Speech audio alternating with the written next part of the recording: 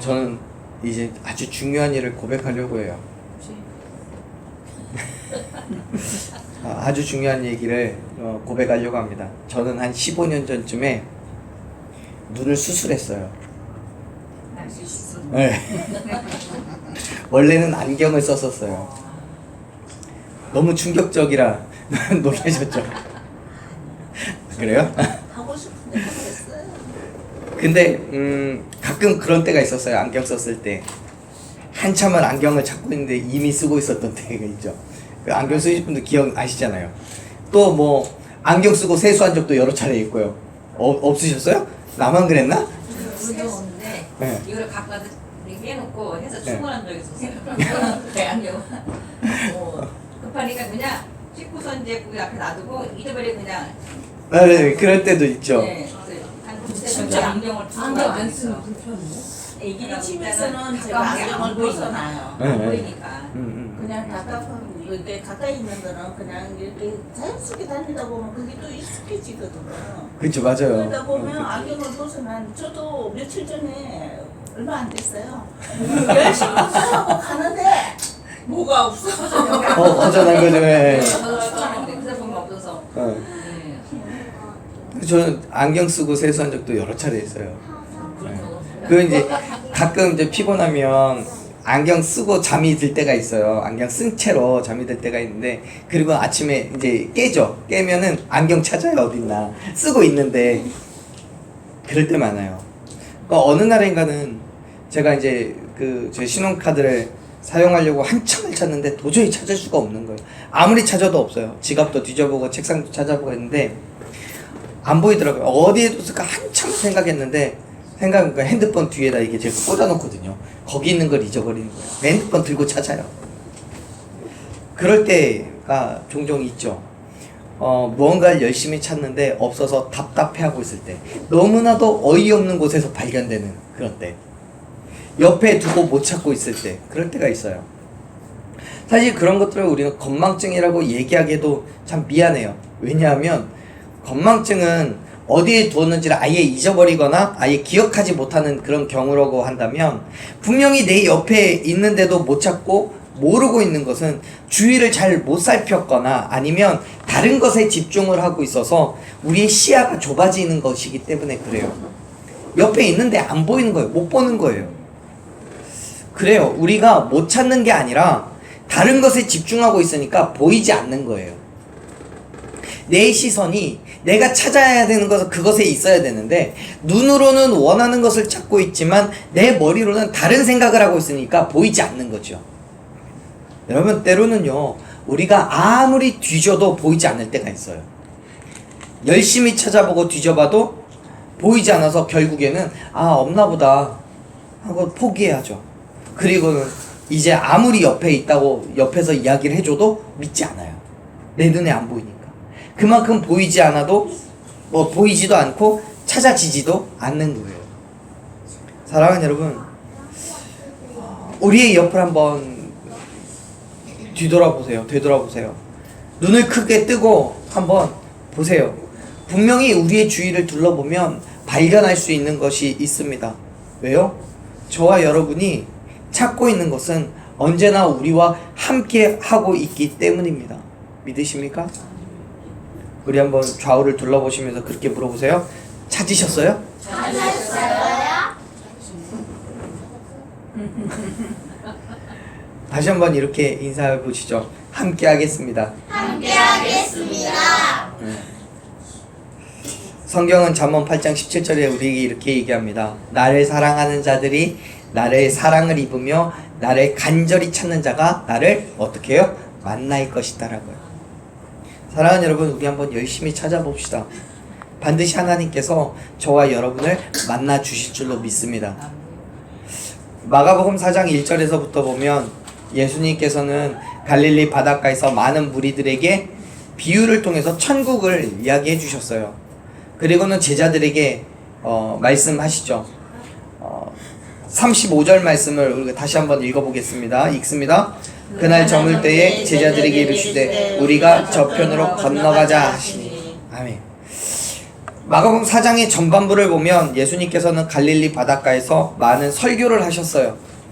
그 사역이 매우 피곤했기 때문에 모여있는 사람들을 피해서 잠시나마 휴식을 취하고 싶으셨던 거예요. 그래서 제자들을 향해서 우리가 저편으로 건너가자 라고 말씀을 하시죠. 36절을 더 읽어볼게요. 읽습니다. 그들이 무리를 떠나 예수를 배에 계신 그대로 모시고 가매 다른 배들도 함께 하더니. 아멘. 예수님께서 갈릴리 바다에서 무리들에게 말씀을 전하실 때 주로 배 위에서 하셨어요. 그러면 이제 사람들은 그 바닷가에 이제 쭉 둘러 있었겠죠. 그래서 말씀을 다 마친 후에 예수님은 그 자리에서 바로 제자들에게 우리 다른 곳으로 건너가자 라고 얘기했고 36절 중간쯤에 보면 계신 그대로 모시고 갔다라고 얘기하잖아요. 그러니까 배 위에서 그냥 다른 건너편을 향해서 방향을 바꿔 건너가는 거예요. 그곳이 어디냐면 5장 1절에 기록되어 있는 것처럼 거라사인의 지방이에요. 배를 타고 나아가던 예수님과 제자들은요, 생각하지도 않았던 어려움을 겪어요. 37절 말씀 같이 읽어볼게요. 큰 광풍이 일어나며 물결이 배에 부딪혀 들어와 배에 가득하게 되었더라. 아멘. 예수님과 제자들이 타고 있던 배는 갈릴리 바닷가의 한 복판에서 큰 광풍을 만나요. 그 광풍에 물결이 배에 부딪혀 들어와서 배에 물이 가득할 정도로 차오르게 되는 거죠. 그렇게 강력한 바람이었어요. 물론 제가 아직까지 가본 적은 없지만 학자들의 말에 의하면 갈릴리 바다는 지형적인 특성 때문에 대부분은 고요하고 그런 음산한 기후를 이루고 있지만 때때로 엄청난 회오리 바람이 불어요. 그래서 물이 요동치고 무서운 풍랑이 일어나게 된대요. 지금 이 상황이 딱 그런 거예요. 그 광풍 때문에 예수님과 제자들이 탄 배는 매우 위험한 상황이 되어버렸어요. 바람뿐만 아니라 배에 물이 가득하게 되어서 가라앉을지도 모르는 침몰 직전의 위기에 놓여있게 된 거예요. 여러분, 우리의 삶이 어때요? 이렇게 광풍 속에 있는 배와 같이 우리의 삶 또한 살얼음판 걷는 것처럼 아슬아슬한 순간들이 있잖아요. 우리는요, 인간은 한치 앞도 내다볼 수 없어요. 예수님께서 갈릴리 바닷가에서 말씀을 전하실 때만 하더라도 이러한 일들이 일어날 거라고는 사람들은, 예수님은 모르겠지만 사람들은 전혀 예상하지 못하는 거죠. 갈릴리 바다에서 이제 건너편으로 건너가자라고 말씀하셨을 때에 제자들은 네 가지요 라고 말하고 그냥 그 자리에서 돌려요. 그런데 그 누구도 배를 움직여야 되니까 뱃사람들도 분명히 있겠고 어부들도 있겠죠. 제자들 가운데서도요, 어부들이 있었잖아요. 그러면 갈릴리 바다의 상황은 누구보다도 더 잘 알 텐데 회오리 바람이 일어서 풍랑이 일어날 거라고 누가 예상했겠어요? 예상했다면 예수님, 지금 가면 안 돼요. 위험합니다. 우리 잠시 여기서 쉬었다가 바람이 지나가고 나면 그 다음에 가지요 라고 예수님께 말씀을 드렸겠죠. 그런데 성경의 말씀을 보면 그러한 상황들은 전혀 기록되어 있지 않아요. 그냥 주변의 상황과 상관없이 바다 한가운데로 나간 거예요. 그렇게 한치 앞도 내다볼 수 없는 환경인 거예요. 웃으며 인사하고 다시 만나기를 기약했던 자녀들이 몇 분 되지도 않아서 어려움 당하기도 해요. 갈수록 사회적인 범죄는 심해져 가고 그곳에서 곳곳에서 보게 되는 안전사고도 많아요. 뿐만 아니라 상상하지 못했던 인간관계의 어려움이나 물질의 어려움도 겪게 돼요. 이러한 상황들을 계속해서 우리가 생각해 보다 보면 더욱더 이 땅 안에서의 삶은 평안이라는 단어는 존재하지 않는 것처럼 보여요. 그럼에도 불구하고 우리는 예수 그리스도 안에서 평안을 이야기합니다. 그러나 그 말에 우리가 얼마나 많이 동의할 수 있냐고요. 혹시 나는 평안하다고 굳게 믿고 있지만 교회 문 나서면 또는 집에 돌아가서 남편이나 자녀를 보자마자 그 평안이 산산조각 나서 깨져버리고 또 목소리 높이고 손가락 하나 들고 막 이렇게 지적질해대고 그럴 때도 있잖아요. 그것뿐이에요. 집에 돌아가는 길 안에서도요, 느닷없이 내 앞으로 끼어드는 그 차 때문에 가슴을 쓸어내며 입에서는 막 이렇게 그런 말 나오고요. 얼마 뒤에 찾아올 노후를 또 생각하며 가슴이 답답하기도 하고요. 예수님과 함께 했던 제자들도 마찬가지예요. 그러한 환경의 어려움 때문에 내가 생각하지 못했던 그런 괴로움들 때문에 마음이 어려워지는 거예요. 38절 보면 이래요. 38절 한번 읽어볼게요. 예수께서는 고물에서 베개를 베고 주무시더니 제자들이 깨우며 이르되 선생님이여 우리가 죽게 된 것을 돌보지 아니하시나이까 하니. 아멘. 상황을 생각해보면 배가 바닷가를 떠나고 나서 얼마 되지 않아 매우 피곤하셨던 예수님께서 고물에 누워서 깊이 잠이 드셨던 모양이에요. 그래서 엄청난 풍랑 속에서도 예수님이 잠이 깨질 않아요. 그런데 예수님과 함께 있던 제자들은 몰아치는 광풍에 큰 두려움을 느끼죠. 그리고 예수님을 깨우면서 말해요. 예수님, 지금 우리가 죽게 생겼는데 아무렇지도 않습니까? 이렇게 엄청난 풍랑 속에서 어떻게 태평하게 잠만 주무실 수 있습니까? 여러분, 지금 제자들이 예수님께서 느끼고 계시는 그 평안함, 그 쉼을 이해를 못하고 있는 거죠. 사랑하는 여러분, 제자들은 지금 누구와 함께 있습니까? 예수님과 함께 있잖아요. 예수님과 함께 있다는 얘기는 무슨 뜻입니까? 지금 제자들은 예수님의 이전의 삶에 대한 모습들을 다 알아요. 수많은 날들을 예수님과 함께 하면서 예수님이 많은 병자들을 치유하셨던 것도 봤어요. 말씀으로 백부장의 아들을 고치신 것도 봤어요. 그 무엇보다도 과부의 죽은 아들을 다시 살리실 때도 제자들은 예수님과 함께 있었어요. 그런데 상상할 수 없는 능력으로 모든 사람의 문제들을 해결하신 예수님과 함께 하고 있다는 그 사실을 휘몰아치는 광풍에 놀란 제자들은 망각하고 있는 거예요. 잊어버리는 거예요. 그리고 예수님을 향해서 마치 책망을 하듯이 따져 묻는 거죠. 왜 우리를 도와주지 않는 겁니까? 라고요. 여러분, 제자들이 예수님께 요구하고 있는 거는요, 예수님께 빨리 일어나서 이 풍랑을 잠잠하게 해달라고 요구하는 게 아니에요. 여러분, 오해하지 마세요. 지금 제자들이 예수님을 깨우면서 왜 우리를 돌보지 않으십니까? 라고 말하는 거는 이 빨리 일어나셔서 이 풍랑을 잠재워 주십시오 라고 요구하고 있는 게 아니에요. 엄청난 파도와 바람에 배가 마음대로 움직이니까 뱃사람이든 손님이든 상관없이 배가 파손되거나 뒤집어지지 않도록 힘을 써야 하는데 예수님께서 도와달라는 거예요. 손 좀 빌려달라는 거예요. 힘 좀 쓰라는 거예요. 지금이 어느 때인데 잠을 자고 있냐는 거예요. 빨리 일어나서 여기 밧줄도 좀 잡고 짐을 버리는데 같이 일손 좀 더 해달라고 그 얘기하고 있는 거예요. 누구한테요? 예수님한테요. 사랑하는 여러분, 지금 제자들이 예수님께 요구하고 있는 게 당연한 거예요? 아니에요. 저와 여러분이 볼 때는 진짜 웃기는 거예요. 도대체 예수님을 누구라고 생각하기에, 예수님이 어떤 사람이라고 믿기에, 예수님을 깨우면서 빨리 이 풍랑과 이 바람과 풍랑을 잠재워 주십시오라고 요구하는 게 아니라, 이리 와서 밧줄 좀 잡아요, 일로 와서 짐 좀 버려요, 이 이야기하고 있는 거예요. 사랑하는 여러분, 지금 말씀을 잘 살펴보세요. 같은 사건을 기록하고 있는 마태복음이나 누가복음에서는 여기 38절에서 예수님을 향해 주여라고 호칭하고 있는데, 여기 마가복음에서는 선생님이여 라고 호칭해요. 여기 선생님이여 라는 말은 뭐냐면, 이전은 어쩌는지 모르겠지만 지금 이 순간만큼은 제자들이 바라보는 예수님이 한 명의 학식이 높은 랍비 정도로만 생각하고 있는 거예요. 선생님으로만 생각하고 있는 거예요. 앞에서 말씀드렸듯이 예수님께서 치유하셨던 그 모든 순간들, 그것들과 함께 있고 또 예수님의 능력을 받고 그걸 가지고 놀라워했던 제자들이에요.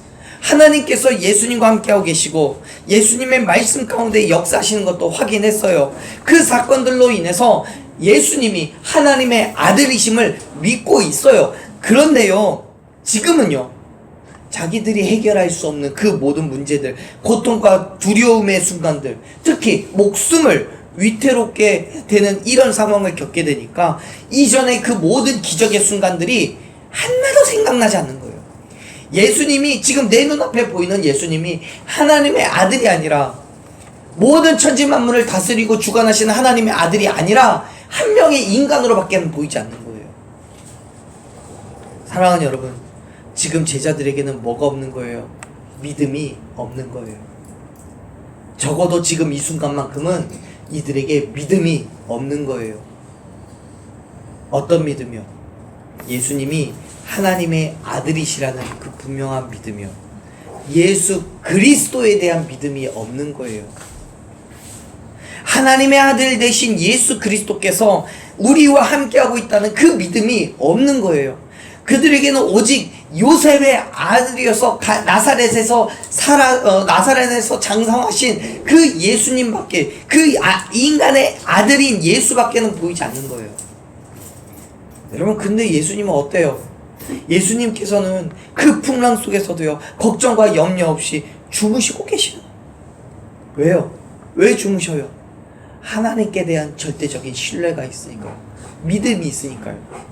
어떤 믿음이요? 어떤 신뢰요? 하나님께서 예수님 당신 자신과 함께하고 계신다는 신뢰요.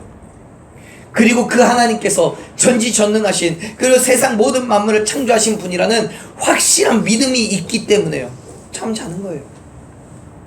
하나님의 그 능력과 그 권세가 예수님 당신과 함께 있음을 믿고 신뢰했기 때문에 주변의 환경 따위에는 아무런 관심이 없는 거예요. 전혀 문제되지 않는 거예요.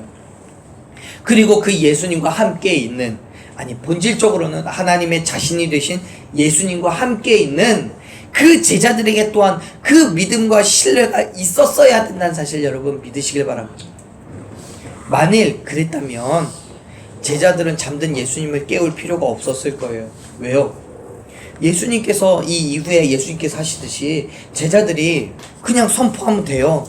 예수님께서 그렇게 하시잖아요. 39절 말씀 한번 보세요. 39절 읽어볼게요. 예수께서 깨어 바람을 꾸짖으시며 바다더러 이르시되 잠잠하라 고요하라 하시니 바람이 그치고 아주 잔잔하여 지더라. 아멘.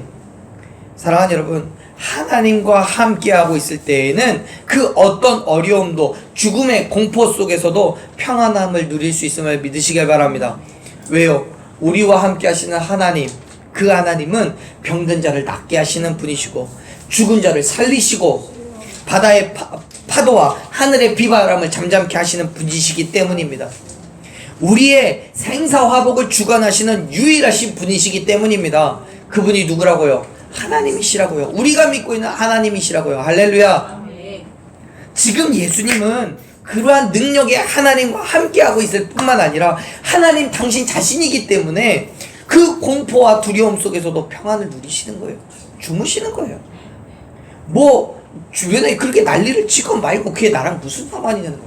내 말 한마디면 그냥 끝나는 거고, 내가 말하지 않아도 나를 살리시려면 하나님께서 그 모든 것들을 다 주관하실 거라는 분명한 믿음이 있기 때문에, 그렇기 때문에 만일 제자들이 자신과 함께하고 있는 이분이 요셉의 아들 인간 예수가 아니라 하나님의 아들 예수 그리스도라는 사실을 분명히 믿었다면 예수님을 깨울 필요가 없는 거예요.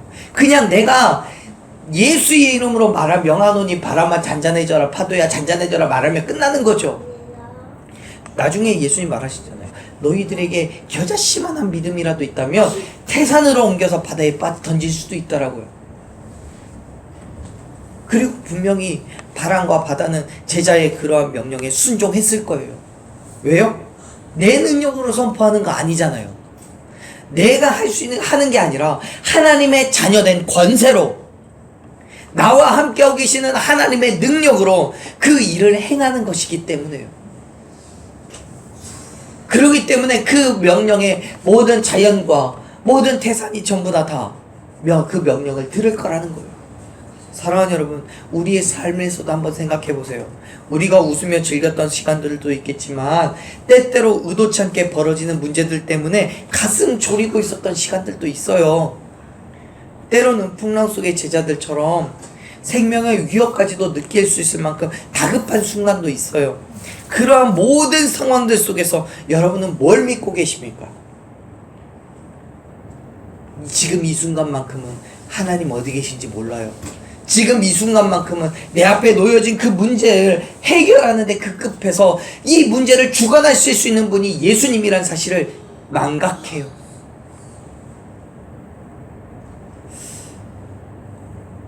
마치 예수님처럼 세상의 모든 만물을 주관하고 계시는 하나님께서 나와 함께하고 계시는데 무슨 걱정과 염려가 있겠냐며 여유를 즐기셨습니까? 아니면 그런 분들에게 정말 대단한 믿음이라고 부러워하기보다는 오히려 세상 물정 모르는 미련한 사람이라고 타박하셨습니까? 네, 여러분이 정말 하나님께서 나와 함께하고 계신다는 사실을 믿으신다면 더 이상 걱정과 염려하지 마십시오.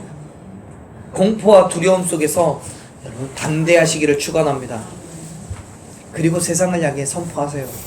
마치 광풍 속의 예수님처럼 우리에게 주어지는 그 모든 어려움과 문제들이 하나님의 능력으로 하나님께서 해결하실 것을 믿음으로 선포하십시오. 하나님께서는 반드시 저와 여러분 가운데 놀라운 능력으로 역사해 주실 줄로 믿습니다. 우리의 눈앞에 놓여진 그 모든 광풍들을, 그 모든 어려움과 문제들을 하나님께서는 당신의 그 놀라우신 능력으로 해결해 주실 줄로 믿으시길 바랍니다. 우리가 믿음으로 선포할 때 그 믿음 가운데 역사하시는 하나님을 여러분 믿으시길 바랍니다. 여러분 정말 믿으십니까? 진짜 믿으세요? 그냥 안타깝게도요, 우리의 믿음이 정작 발휘되어야 되는 그 순간에 오히려 두려움 때문에 허둥지둥할 때가 많아요. 왜 그러냐면 우리의 눈에 보이는 게 우선이니까 그래요. 분명히 제자들은 예수님과 함께 있었잖아요. 그런데 제자들에게 위험이 닥쳤을 때 그들의 눈에 보이는 거는 예수님께서 능력을 행하시고 있는 모습이 아니에요. 그냥 넘실대는 파도예요. 그것 때문에 두려우니까 누워서 주무시는 예수님이 인간으로밖에 보이지 않는 거예요.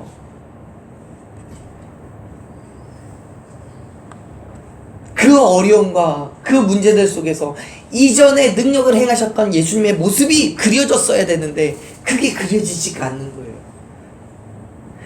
그래서 자신들의 손으로 배를 다스려 보기도 하고 배를 어떻게든지 편안하게 맞은편까지 가지고 가려고 했지만 두려운 거예요. 너무 힘든 거예요. 그래서 예수님을 깨워서 그 예수님의 손까지 빌려보려고 하는 거죠. 한 사람의 힘이라도 더 보태려고요.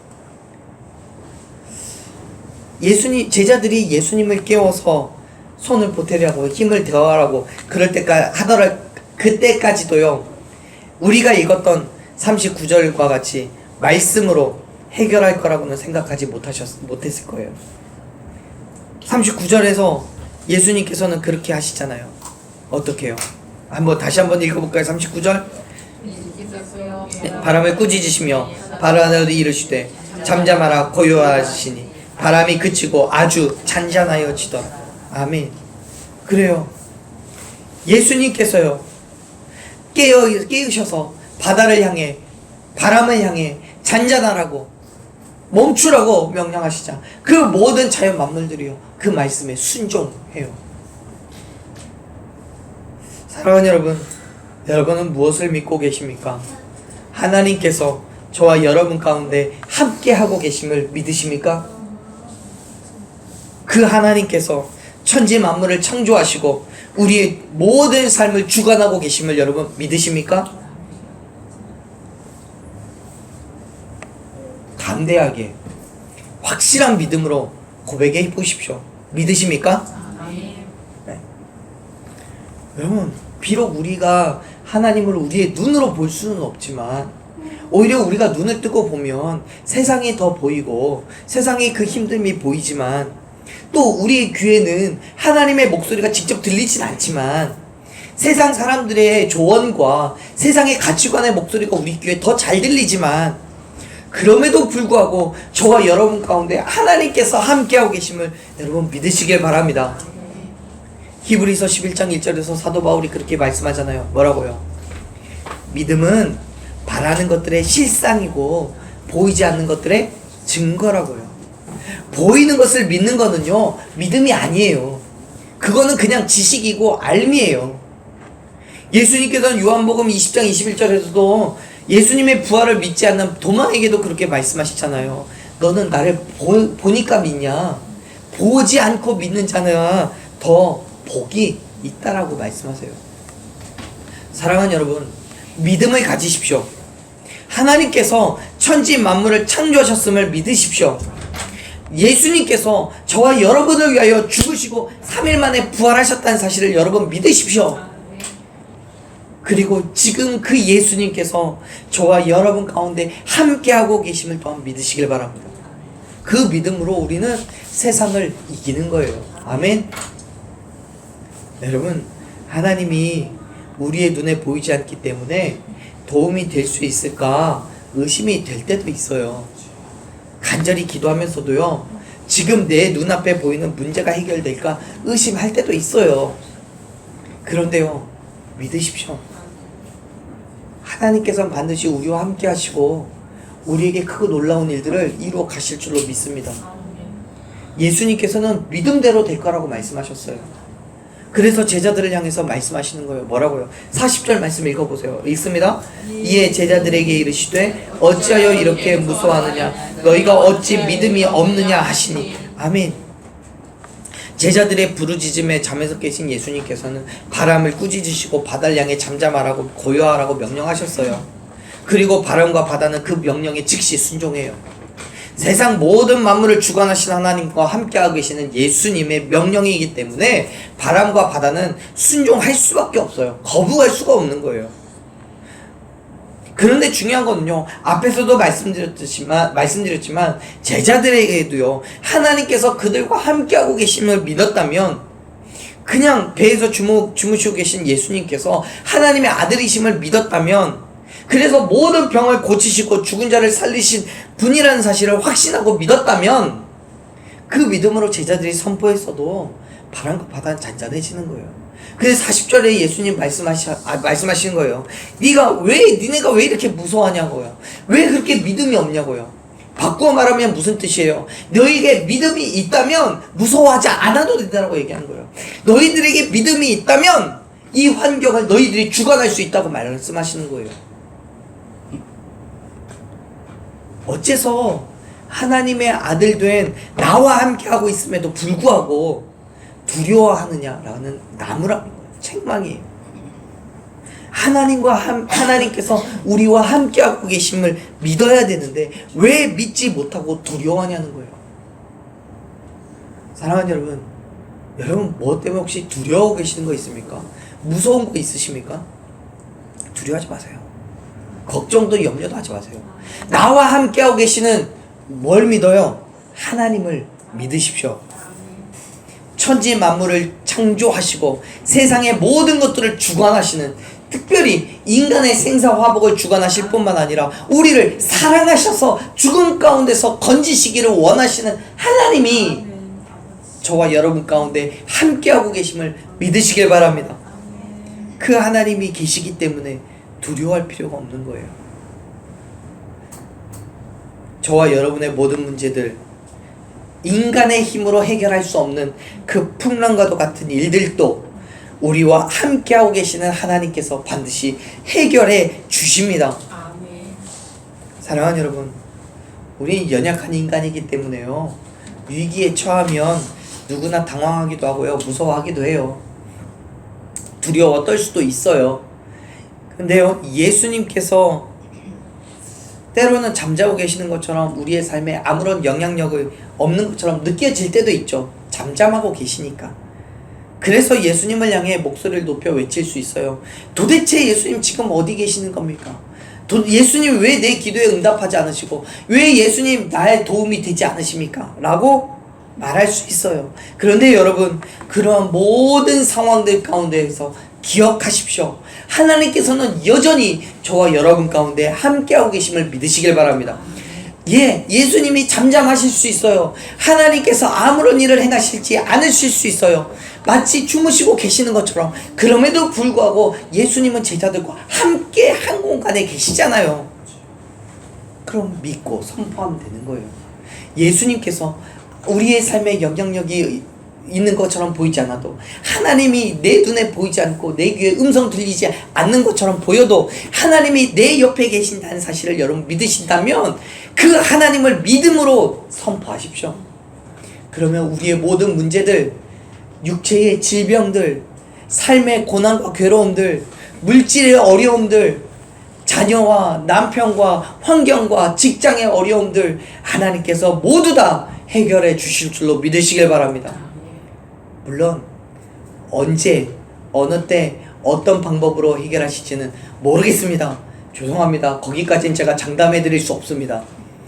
그러나 반드시 하나님의 때에 하나님의 방법으로 그 모든 것들을 해결해 주실 줄로 믿으시길 바랍니다. 우리는 그걸 기다리는 거예요. 우리는 그걸 하나님 앞에 내어놓고 믿음으로 선포하고 기다리는 거예요. 그게 뭐예요? 믿음인 거예요. 그게 믿음인 거예요. 우리와 함께하고 계시는 하나님이 어떤 하나님이신데요? 41절 말씀 보세요. 예수님의 행하심을 보고 사람들이 놀래요. 그리고 얘기해요. 41절 같이 읽어볼게요. 그들이 심히 두려워하여 서로 말하되 그가 누구에게 바람과 바다도 순종하는가 하였더라. 아멘. 여러분, 여기에서 지금 제자들, 여기 그들은 제자들이에요. 제자들이 얘기하는 거예요. 이분이 도대체 누구이길래 바람과 바다도 순종합니까? 두려우면서 얘기하는 거예요. 여러분, 여기에서 우리가 주목할 거는요, 예수님의 말씀에 바람과 바다가 순종했다는 사실이에요. 그 순종을 제자들이 눈으로 봤다는 거예요. 그렇다면 여기에서 고백해야 될 거는 이분이 누구냐고 고백하는 게 아니라 이분이 진짜 하나님의 아들이시구나라고 고백해야 되는 거예요. 사랑하는 여러분, 저와 여러분의 삶 가운데 하나님은 놀라운 일들을 행하십니다. 그 행하심을 보며 우리가 고백할 건 뭡니까? 이분이, 우리가 믿는 하나님이 정말 우리의 구원자 되시는, 우리의 주권자 되시는 하나님이시구나라는 걸 고백해야 되는 거예요. 우리를 모두 죽음 가운데에서 구원하실 분이시구나라는 걸 고백하는 거예요. 예수 그리스도의 죽으심과 부활하심이 헛된 것이 아니구나라는 걸 고백해야 되는 거예요. 천지 만물을 창조하실 뿐만 아니라 다스리신 하나님께서, 그리고 죽음을 이기시고 생명을 허락해 주신 하나님께서 저와 여러분 가운데 함께하고 계시면 더 이상 세상의 두려움과 공포가 저와 여러분의 것이 아님을 믿으시길 바랍니다. 세상은 오히려 우리에게, 우리가 정복하고 다스려야 될 대상인 거예요. 동의하십니까?